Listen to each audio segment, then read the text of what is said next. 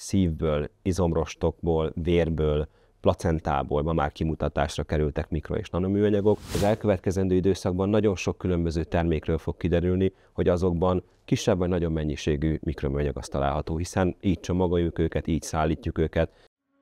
Március 19-én újra együtt a hazai agráripar a Portfolio Agrárium 2025 konferencián. Az esemény egyedülálló alkalmat kínál arra, hogy közvetlenül a szakértőktől, hiteles forrásból tájékozódj az agrárszektor legfontosabb változásairól és aktualitásairól. Kistermelők és fiatal gazdák 50% kedvezménnyel regisztrálhatnak az eseményre. Részletes program, előadók és jegyvásárlás a portfolio.hu/rendezvények oldalon. Találkozzunk Kecskeméten! Portfolio podcastek.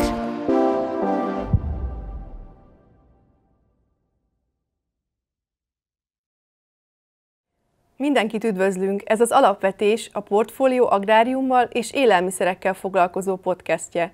Én Farkas Alexandra vagyok, az agrárszektor szerkesztője. Egyre többet lehet arról hallani, hogy az 5 mm-nél kisebb mikroműanyagok gyakorlatilag mindenütt megtalálhatóak a Földön.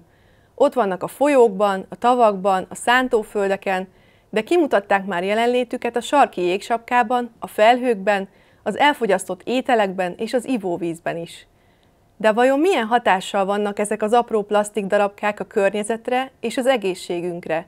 És mire érdemes odafigyelnünk a hétköznapokban, hogy kevesebb mikroműanyag kerüljön a szervezetünkbe? Erről beszélgetünk az Alapvetés mai vendégével, Szabó Istvánnal, a Magyar Agrár és Élettudományi Egyetem Akvakultúra és Környezetbiztonsági Intézetének docensével. Szervusz István, üdvözöllek téged a műsorban. Szia, köszönöm a meghívást. Hát hallottunk itt a felkonfban számos olyan helyszínt, ahol az elmúlt időszakban kimutatták a kutatók a mikroműanyagok jelenlétét, viszont olyan érzésünk van, mintha az elmúlt 5-10 évben gyakoribbá vált volna ez a hír, hogy már itt is, ott is kimutatták ezt az anyagot. Mi áll ennek a hátterében? Érdemes talán a legelején kezdeni az egész történetet, nevezetesen ott, hogy maguk a műanyagok is tulajdonképpen nincsenek velünk együtt 100 évnél régebb óta. Tehát az első műanyagokat, amikor feltalálták és gyártásba vették, az tulajdonképpen az 50-es évektől kezdődik. Az első, amit felfedeztek és kitaláltak, az a bakelit volt, és aztán ennek egy elég erős lendületet adott a 20. század és az iparosítás, a 20. századi iparosítás. Számos területen kezdett el a műanyag terjedni, mint technológiai elem, és számos területen kezdték el használni nagyon sok pozitív tulajdonsága miatt. Aztán később kiderült, hogy ennek vannak azért természetesen árnyoldalai is, de eddigre már óriási mennyiséget gyártottunk műanyagokból. A mai nap például azt mondhatjuk, hogy közel 500 millió tonna az, amit egy évben gyártunk műanyagokból, és ennek tekintettel arra, hogy körülbelül a fele, vagy inkább azt mondanám az egyharmada és a fele közötti mennyiség az, ami visszakerül a környezetbe, mert nem megy keresztül egy jól működő hulladékgazdálkodási rendszeren, és nem is forgatódik vissza a rendszerbe, ezért óhatatlanul megjelenik ez a műanyag hulladék a környezetünkben. A műanyagok nagyon hosszú időn keresztül megmaradnak a környezetben, ott nem bomlanak el, leginkább aprózódnak fizikai málásra, és így keletkeznek azok a kisebb méretű műanyagok, amelyeket mikroműanyagként azonosítunk, vagy úgy nevezünk, ahogy te is mondtad, az 5 mm-nél kisebb méretű műanyagokat mondjuk mikroműanyagnak. És ezek azok, amik tulajdonképpen annak köszönhetően, hogy minden évben egyre többet és többet gyártunk ezekből a termékekből, és ezekből nagyon sok olyan van, amelyik egyszer használatosként gyorsan vissza is kerül a környezetbe, vagy egy része visszakerül a környezetbe, így ott málásnak indul, és apró részecskék árasztják el, vagy kerülnek a környezetbe tulajdonképpen. Igen, itt az agráriumban is számos helyen használják a gazdálkodók a műanyagokat, például a fóliasátraknál, a csöveknél, zsákoknál, flakonoknál, és itt is óriási mennyiségű, 12,5 millió tonnát használnak belőle évente, és itt is mondhatjuk azt, hogy ezek tulajdonképpen egyszer használatosak, bár az igaz, hogy ezek akár 3-6 hónapig is bírhatják, de mégis ezek is a környezetbe, a talajba kerülnek. Mik lehetnek még a szennyezésnek a forrásai ezen kívül? Ugye sokan főként a PET palackokra gondolnak elsőre, illetve említettem ezeket az anyagokat, amiket a mezőgazdaságban használnak. Mik lehetnek még a forrásai a mikroműanyagoknak, amikre elsőre talán nem gondolnánk egyből, hogy... Azt gondolom, hogy itt érdemes megállni egy pillanatra, mert a műanyagok leginkább csomagolásként alkalmazhatók, úgy, ahogy te is mondtad, az agráriumban is csomagolóanyagként különböző anyagoknak a tárolására, különböző anyagoknak a szállítására használjuk. Ha egyébként megnézzük azt, hogy csak egy egyszerű példával élve, hogy mondjuk környezeti lábnyomát tekintve egy nehezebb üvegben tárolva, vagy használva, vagy szállítva valamit, az mennyivel több mondjuk üzemanyagfogyasztást jelent, mint egy könnyű műanyagban, akkor azt láthatjuk, hogy ezeknek akár pozitív környezeti konzekvenciái is lehetnek, hogy műanyagokban tároljuk ezeket a dolgokat. Amivel nem vagyunk tulajdonképpen jól, vagy nem állunk jól, az tulajdonképpen az újrahasznosítása ezeknek az anyagoknak. Tehát, hogy vissza tudjuk őket fordítani a körforgásos irányba, és megpróbáljuk őket újra használni, vagy hasznosítani. Ebben a műanyagok tekintetében nem állunk túlságosan jól. De tulajdonképpen azokon kívül, az egyszer használatos csomagolóanyagokon kívül ma már mindenhol körülöttünk műanyagok találhatók, tehát úgy is mondhatnánk, hogy a 20. század végétől nincsen olyan termék, amelyikben ne lenne valamilyen műanyag rész, de bárhol, hogyha körülnézünk magunk körül, akkor nagyon gyorsan tudunk azonosítani ilyen műanyagokat. És ma már azt is tudhatjuk, hogy akár a ruházatunkban például, amelyek nem csak természetes anyagokat, hanem poliészterszálakat tartalmaznak például, vagy hogyha arra gondolunk, hogy mondjuk az autóink, a járműveink, ahogy futnak, azok ugye általában valamilyen kerék, vagy gumikeréken futnak, amelyek szintén ilyen mesterséges polimerek. Ezekről ugye ugyanúgy lejönnek ezek az apró műanyag részecskék, lehorzsolódnak tulajdonképpen a használat során, vagy a repülőgépek, amikor mondjuk 200-300-an megérkeznek egy kifutóra, mi magunk is láthatjuk, amikor ott hagyják ezeket a csíkokat. De látjuk, hogy ezek az anyagok elhasználódnak, töredeznek, apró szemcsék keletkeznek, és ahogy ezek megállnak tulajdonképpen az útfelületeken, aztán az esővel, a vízzel elkezdenek mozogni, és szépen lassan visszakerülnek a természetes vizekbe, a felszíni vizekbe. Ez leginkább az, ami problémát okoz a mikroműanyagok és a műanyagok tekintetében, hogy a természetes élőhelyeinket, a természetes élőközösségeinket veszélyeztetik ezek az anyagok. És akkor hogy kerülnek az ételekbe? Tehát azt most ugye elmondtad, hogy tulajdonképpen bemosódnak akár a talajvízbe is, és így kerülnek bele a talajba is, de végül is hogy jutnak el odáig, hogy az élelmiszerekkel is elfogyasztjuk őket? Hogy kerülnek az élelmiszerekbe ezek a mikroműanyagok?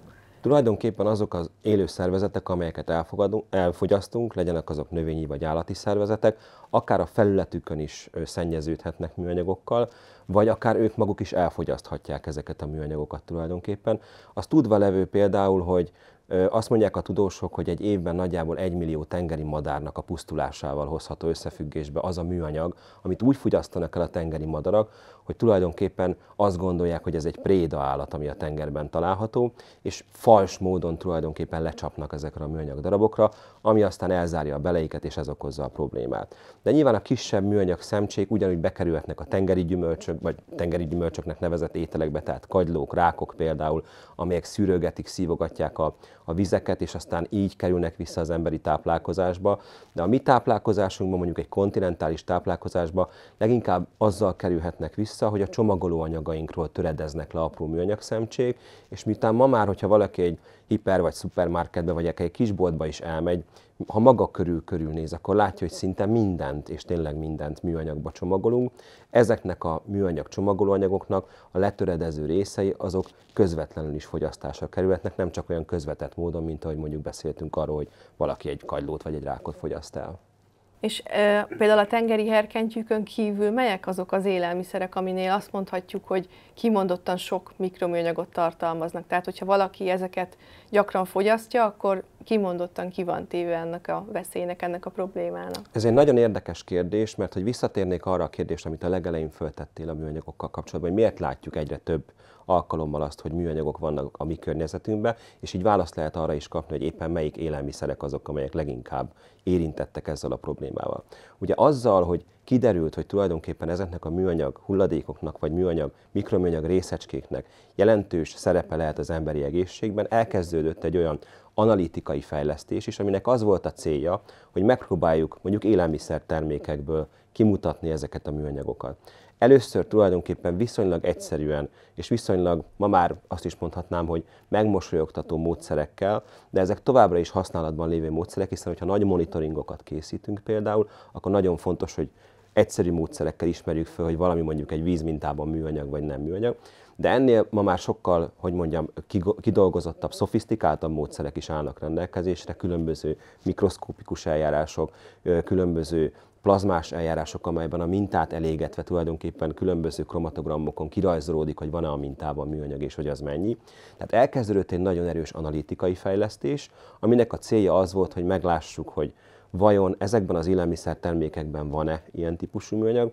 Egyre lejjebb és lejjebb látunk, ezt lehet mondani az analitikával, tehát hogy régen az, amit most mikroműanyagnak nevezünk, az volt a határa nagyjából annak, amit láttunk a műanyagból, a mintákból. Ma már akár nanoméretű műanyag szemcséket is tudunk azonosítani a különböző termékeinkből. És hát nagyon fontos, hogy ebben az analitikában olyan analitikát végezzünk, ahol maga az analitikai eszköz nem szennyezi át a mintáinkat természetesen. Tehát visszatérve erre, hogy elkezdődött az analitikai módszer, amikor már rendelkezésre állt, akkor nagyon sok mintát bevizsgáltak, és például úgy találták, hogy a tengeri sóban elég sok vagy nagy mennyiségű mikroműanyag található, de ez mindig egy olyan kérdés, hogy mik azok a termékek, amelyeket a kutatócsoportok kipécéznek, vagy megkeresnek maguknak, és valószínűleg azt gondolom, hogy az elkövetkezendő időszakban nagyon sok különböző termékről fog kiderülni, hogy azokban kisebb vagy nagyobb mennyiségű mikroműanyag az található, hiszen így csomagoljuk őket, így szállítjuk őket, és tulajdonképpen mindig vagy mindenhol érintkeznek ma már műanyagokkal, amelyek töredezhetnek és benne lehetnek ezekben a termékekben. Az egyik olyan élelmiszer, ami szinte mindegyikünk otthonában megtalálható, az ugye a tea. És vannak olyan teafilterek, amik ilyen kis műanyag csomagolásban vannak. Ugye ezeknél is elképesztő mennyiségű mikroműanyagot mutattak ki egy pohár elkészült teában. Igen. Itt mi az oka pontosan annak, hogy ezek mind belekerülnek a forró víz hatására abba az egybögre teába, amit aztán megiszunk? Azt kell megérteni a műanyagokkal kapcsolatban, hogy amikor azt mondjuk, hogy műanyag, az egy nagyon sok különböző anyagot tartalmazó csoport tulajdonképpen. Úgy azonosítjuk őket, hogy mesterségesen előállított polimerek tulajdonképpen. Ezek között lehetnek olyanok, amelyek PET típusúak, polipropilén típusúak, polietilén típusúak, tehát nagyon sokfélék tulajdonképpen. Egy nagyon divers rendszer, amikor azt mondjuk, hogy műanyagok. És ebből is még izgalmasabb az, hogy hogyan változtatjuk meg ezeket a műanyag termékeket a célnak megfelelően, a technológiai célnak megfelelően. Tehát milyen adalékanyagokat adunk hozzá annak érdekében, hogy mondjuk a PET palack az olyan legyen, mint ahogy ismerjük, hogy egy ilyen rugalmas anyag, mert maga a PET, a kiindulási PET, az egy eléggé rigid műanyag tulajdonképpen, tehát hozzá kell adni a térhálósításban szerepet játszó adalékanyagokat, amelyek által ez az egész ilyen plastikusabbá, ilyen hajlékonnyá válik tulajdonképpen. És akkor ezeknek az összetevőknek a függvénye is az, hogy a végeredményben mennyi mikroműanyag kerül ki az adott termékből? Inkább azt mondanám, hogy ennek is az egyik, ami ezt befolyásolja, a másik, amit befolyásolja, hogy mennyire kockázatos ez a történet. Tehát amikor a teafiltert például említetted, ugye egy forró vízbe helyezünk általában vagy műanyag, vagy valamilyen más anyagból készült filtert, amin keresztül átengedjük ezt a teát.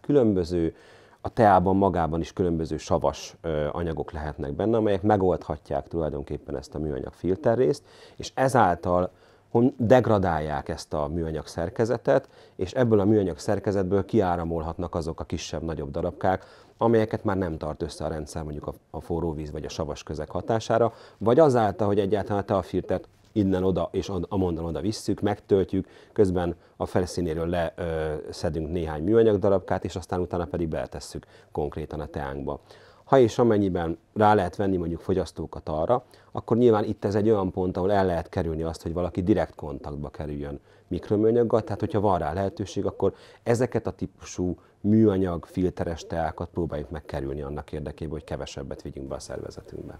És mi a helyzet a palackos vizek és a csapvíz kérdésével? Igaz az, hogy a csapvízben valóban kevesebb mikroműanyag található, vagy esetleg oda is a rendszeren keresztül már eljutottak ezek az anyagok?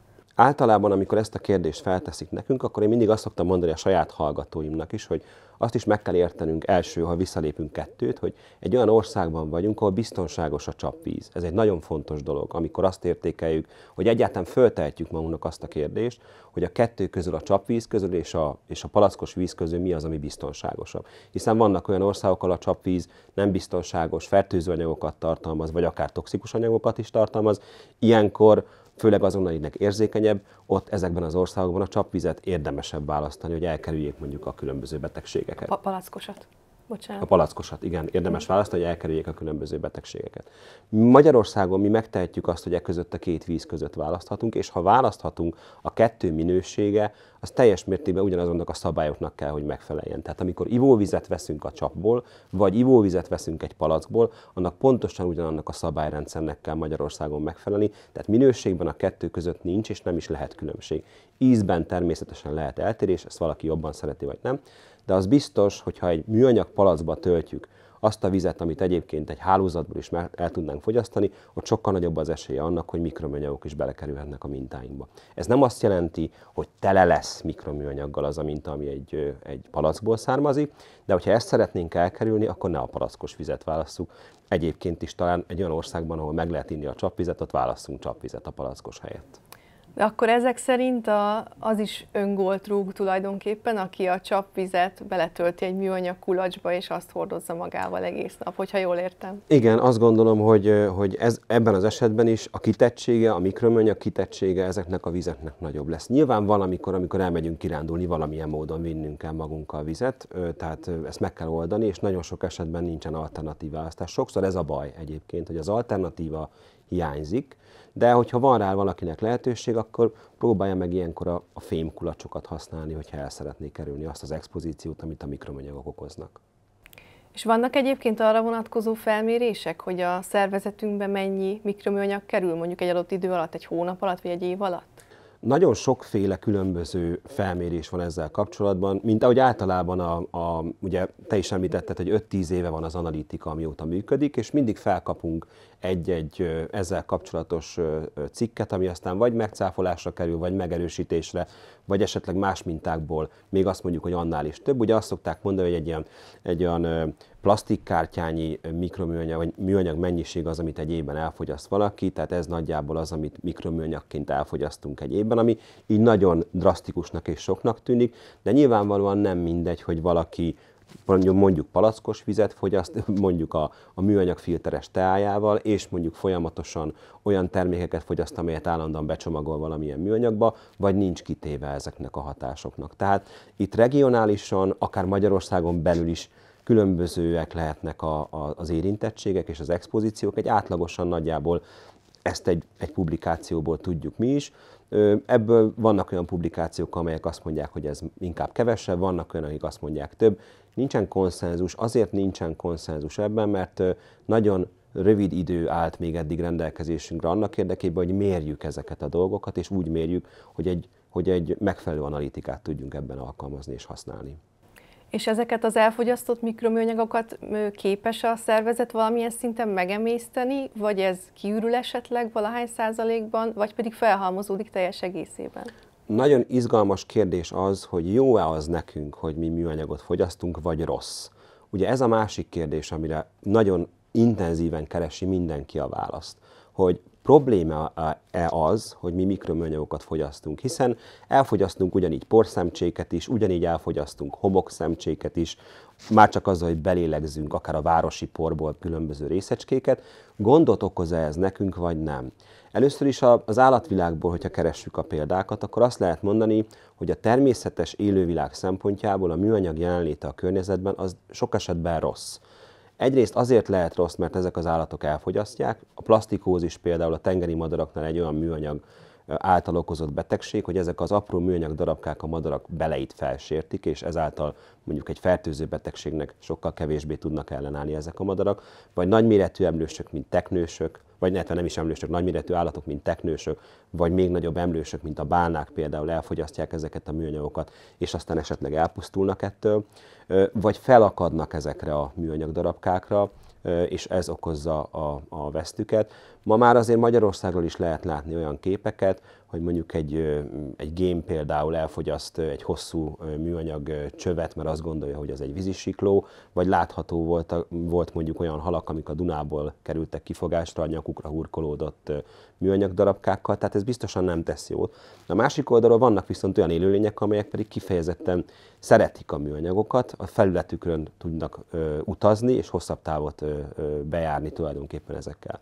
Nekünk emberek számára azt lehet mondani, hogy nincsen 100%-os konszenzus. Rosszak a jelek. Rosszak az előjelek azzal kapcsolatban, hogy hogy jó-e az, ha nekünk mikroműanyagok vannak a szervezetünkben, valószínűsíthetően azt mondhatjuk, hogy nem. És ami a legélesebben mondta ki ezt, az azt hiszem, hogy a 2024-ben született egy nagy publikáció, ahol azt nézték meg, hogy különböző szív-érrendszeri megbetegedésekben szenvedő betegek esetében, hogyha azt mutatták ki, hogy az ő szív- és érrendszerükben mikro- vagy nanoműanyagokat mutatnak ki a véráramban, akkor ők a betegségük előre haladtával nagyobb eséllyel kaptak szívinfarktus vagy olyan betegséget, ami esetleg súlyosabb megbetegedéshez vezetett. Tehát ez egy nagyon erős intőjel azzal kapcsolatban, hogy nekünk igenis figyelni kell a szervezeten belül lévő mikroműanyagokra. Sajnos nem tudjuk elkerülni a mikroműanyagokkal való együttlétet. Az is látszik, hogy az emberi szervezet nagyon sok szerveiből már kimutatásra kerültek ezek, és egyre több olyan jel árulkodik arra, hogy ez nem lesz nekünk túlságosan jó a későbbiekben. És a szív- és érrendszeri megbetegedéseknek a kapcsán említetted, hogy bizonyos kockázatokat ugye növel, igen. És egyéb betegségekről még lehet tudni, aminél ugyanez igaz? Tehát ugyanúgy növeli a bizonyos betegségek kialakulásának a kockázatát? Egy nagyon érdekes és nagyon, ugye új tudományos eredményekről van szó, szeretném kihangsúlyozni. Ezért minden egyes ilyen új tudományos eredményt többszörösen igazolni szükséges annak érdekében, hogy azt mondhassuk, hogy valamiről van egy tudományos konszenzus. Az, hogy valamiről születik egy tudományos publikáció, az az első lépés ebbe az irányba. De az is láthatóvá vált, hogy például a koraszüléssel kapcsolatban, azoknál az édesanyáknál, ahol a babák korábban születnek annál, mint ahogy optimális, ott sok esetben mutatták ki azt, hogy az édesanyák szervezetében nagyobb mennyiségű műanyag áll rendelkezésre. Nekünk is van éppen most egy remélhetőleg pár napon belül elfogadásra kerülő publikációnk, ahol például azt néztük meg, hogy anyatejjel hogyan adódik át a gyerekeknek a mikroműanyag.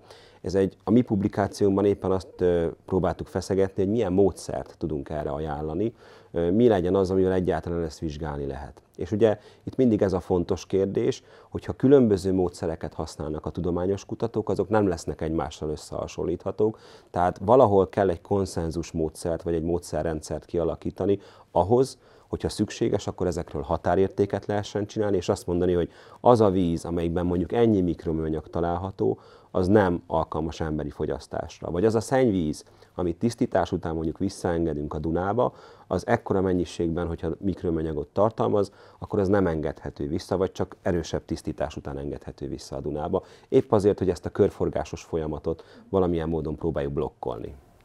Hogyha jól értem, akkor ezek a kutatások még annyira frissek, hogy tulajdonképpen csak egy-egy helyszínen nézték azt, hogy mondjuk az anyatejben mennyi mikroműanyag fordul elő, vagy valamelyik szervünkben, akár a szívünkről is lehetett már hallani egy kutatást, hogy a szívben is kimutatták. Igen. De akkor tulajdonképpen nincs is még olyan laboratóriumi módszer, aminél, hogyha az ember kíváncsi arra, hogy mennyi mikroműanyag van a vérében például, akkor azt elmegy és megcsináltatja? Tehát akkor ilyen még nincs is a társadalomban, nem érhető el? Ez ma még nem érhető el. Lehet, hogy olyan mintát be lehet adni egy laboratóriumba, amit azt mondom, hogy ez egy folyékony minta, és számítsák ki benne a mikroműanyagot. Azt fogják megkérdezni tőled, hogy milyen módszert szeretnél ebben használni, és miután nincsen határérték, és a határértékben nincsen meghatározva azt, hogy milyen módszert várnak el tőled, ezért kapni fogsz egy eredményt a végén, lehet, hogy azt, hogy nem tudom, 1 liter vérben találtak 1 darab mikroműanyag darabkát, vagy 1 darab nanoműanyagot, vagy 100 darab nanoműanyag darabkát, de azt nem fogod tudni ez alapján eldönteni, hogy ez neked káros, vagy nem káros. Azt lehet látni tulajdonképpen, hogy agyból, így ahogy mondtad te is, szívből, izomrostokból, vérből, placentából ma már kimutatásra kerültek mikro- és nanoműanyagok. Ugye a nanoműanyagok azok, amik 1 mikronnál kisebb méretűek. Nanonak hívják őket, de a mikroműanyagokat is annak ellenére, hogy fél centinél kisebbek, már úgy nevezzük őket, hogy mikroműanyagok. Tehát valami alatt található, ezt érdemes elmondani a nanoműanyagokkal kapcsolatban, hogy ők 1 mikronnál kisebb méretű műanyagszemcsék, és nagyon érdekes, hogy ahogy megyünk lejjebb, és még kisebb részeket és részecskéket látunk már a módszereinkkel, sajnos az látszik, hogy egyre több van belőlük a mintákban. Igen. Hát ez nem csoda, úgy gondolom, hiszen említetted, hogy bemegyünk a boltba, tulajdonképpen minden csomagolóanyagban már benne van a műanyag, tehát igazából sokszor nincs is választási lehetőségünk, hogy olyan terméket válasszunk, amiben esetleg ez nincsen, vagy nincs becsomagolva. de akkor talán arra is gondolhatunk, hogy még a saját kertünkben termesztett zöldségben sem lehetünk biztosak, hogy az mikroműanyagmentes, hiszen a talajba az elhaladó autók gumiából is például belekerülhetnek részecskék. Akkor mégis hogyan tudunk a hétköznapokban arra figyelni, hogy elkerüljük ezt a problémát? Két dolog van szerintem, amit érdemes itt megemlíteni. Egyrészt azt, hogy akár a levegőben is szállítódnak apró műanyag, mikroműanyag szemcsék, tehát valóban nem tudjuk azt elkerülni, hogy műanyagmentes legyen a környezetünk, azt valamilyen módon meg tudjuk csinálni.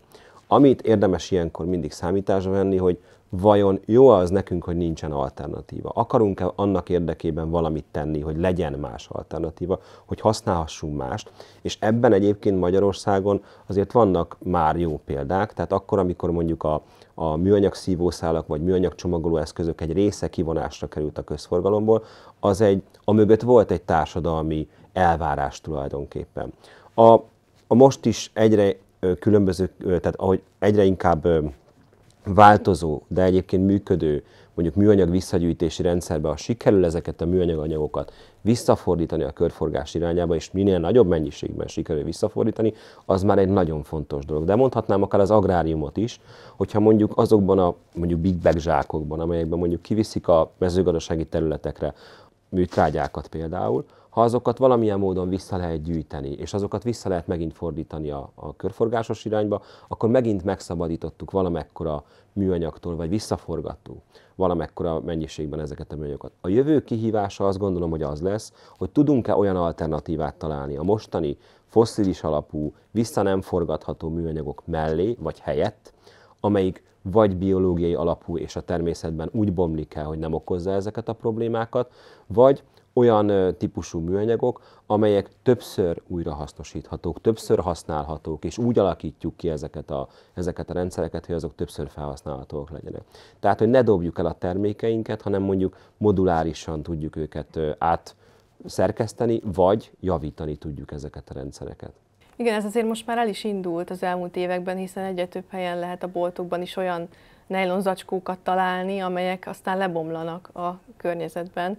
Vannak egyéb fejlesztések is, amik előremutatóak ebből a szempontból? Hogyne, természetesen ezen nagyon sokan dolgoznak, és nagyon fontos célkitűzése akár az Európai Uniónak is, hogy olyan alternatívákat tudjon kidolgozni. Mi magunk is benne vagyunk egy olyan Horizon pályázatban, aminek éppen ez a célja, hogy megnézzük azt, hogy valamilyen fosszilis műanyagból, a mi esetünkben PET-ből kiindulva, tudunk-e olyan műanyag monomereket előállítani, ami aztán többszörösen felhasználható és újrahasznosítható egy rendszerbe. Mi éppen ebben a vizsgálatban azt nézzük, hogy ezek a termékek valóban jobbak lesznek-e, mint a régebbiek. Tehát amikor azt nézzük meg egy egész életén keresztül egy műanyag terméknek, hogy nem csak azt vesszük figyelembe, hogy mibe kerül a gyártás és hogy mennyibe kerül a visszaforgatása ennek az egész történetnek, hanem hogyha kikerül a környezetbe, ott majd a maradékanyagok mik lesznek, jönnek-e ki mondjuk valamilyen toxikus anyagok, adalékanyagok, vagy a műanyagnak vannak olyan bomlástermékei,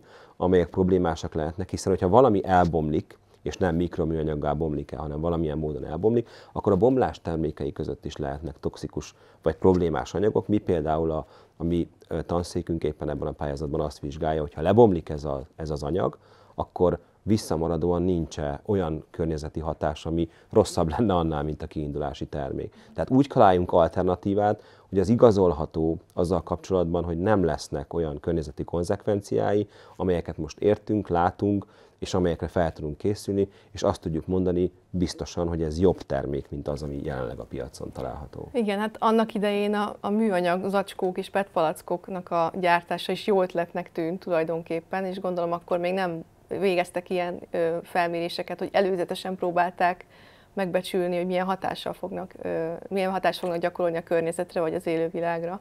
Hogyne. Itt akkor ez nyilván már egy teljesen más szemlélet, amit ti képviseltek, úgyhogy igen. talán bizakodhatunk. Ugyanakkor azt is láthatjuk, hogy ha most egy csapásra megszüntetnénk ezeknek a műanyag termékeknek a gyártását, akkor is a felhalmozódó műanyag az 300-400 év alatt bomlana le, ami a környezetben már ott van. Itt van egy ilyen óriási ellentmondás. Erről mit lehet tudni, hogy hogyan tűnhet el, vagy egyáltalán eltűnhet valaha ez a műanyag szennyezés a környezetből? A jelenlegi technológiai színvonalunkon éppen ez a probléma, hogy nem tudjuk eltüntetni azt a műanyagot, amit megtermeltünk. Ugye miről van szó? A műanyag tulajdonképpen egy polimerizációval született fosszilis melléktermék. Amikor olajat készítünk, akkor a szénhidrogének, az kőolaj, amit kitermelünk, annak egy bizonyos része használható olajtermékként, egy másik része átalakításuk után például műanyagként alkalmazható. Tehát itt egy melléktermékéről van szó a fosszilis energiaiparnak, ami egyébként csomagoló anyagként számos pozitív tulajdonsággal rendelkezik. De most a mostani tudásunk szerint nem tudjuk azt teljesíteni, hogy ezeket a műanyagokat úgy fordítsuk vissza, hogy megszűnjön ez a probléma. Éppen ezért kellene csökkenteni a műanyag mennyiséget, nem mindenhol, ahol csak lehetséges, nem használni ezt a csomagolást, nem pedig úgy használni, mint ahogy most is tesszük, hogy mindent, meg mindent is, ahogy szokták mondani, műanyagba csomagolunk és úgy használjuk a dolgokat. Tehát amikor egy darab kenyeret ma már nem lehet úgy megvásárolni bizonyos szupermarketekben, hogy ne kelljen vagy műanyaggal érintkeznie annak a csomagolásnak, akkor ez nagyon nehéz. De ki kell harcolni azt, hogy legyen alternatíva, ki kell harcolni azt, hogy azt lehessen mondani, hogy nem kérünk bizonyos területeken a műanyagból, és akkor ebben az esetben azt gondolom, hogy ha van egy társadalmi igény erre, akkor erre a döntéshozóknak is nyilvánvalóan reagálni kell, mert a kulcs valahol ott van. Kicsiben is tudunk nagyon sok mindent elérni, de fontos az, hogy a döntéshozók is lássák, hogy ez egy fontos dolog, hogy ezt az emberek szeretnék, hogy másképpen legyen, és ez esetben biztos vagyok benne, hogy a döntéshozók is ennek az oldalára fognak állni, és változást történik ebben a dologban. Igen, talán ahhoz hasonló döntések születhetnek majd, mint ahogy ezek a visszagyűjtési rendszerek most elindultak, azért ez abszolút ebbe az irányba mutat. Igen, vagy ahogy a csomagolásokat kizártuk, bizonyos egyszer használatos csomagolásokat kizártunk a mindennapi életünkből. Azt gondolom, hogy az emberek egy része vagy nagy része azt gondolja, hogy tulajdonképpen teljesen mindegy, hogy a gyorsétteremben az italunkat azt műanyag szívószálból vagy nem műanyag szívószálból isszuk meg, de azt azért látni kell, hogy az Egyesült Államokban például, amikor műanyag szívószálat használt mindenki, akkor minden amerikai naponta 2 műanyag szívószálat használt, ami azért egy 100 milliós országnál óriási mennyiségű műanyag, és ezt csak annyira használtuk, hogy elfogyasztottuk az italunkat, és aztán utána kidobásra került. 3 percre nagyjából, így van pontosan.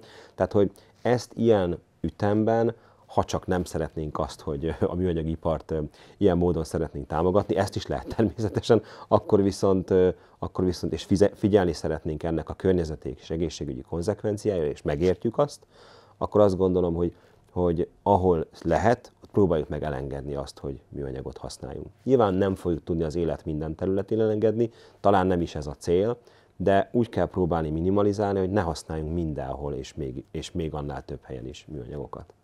Azt gondolom, hogy a nézők és a hallgatók rengeteg olyan információt kaptak most tőled, amivel egy kicsit tudatosabban fognak tudni a boltba elindulni, és ott a termékek között válogatni, és azt is biztosan megígérhetem, hogyha akár rossz, akár jó híreket kapunk tőletek, és más hasonló kutatóktól, akik ezzel a témával foglalkoznak, az agrárszektor.hu-n biztos, hogy be fogunk számolni ezekről a hírekről.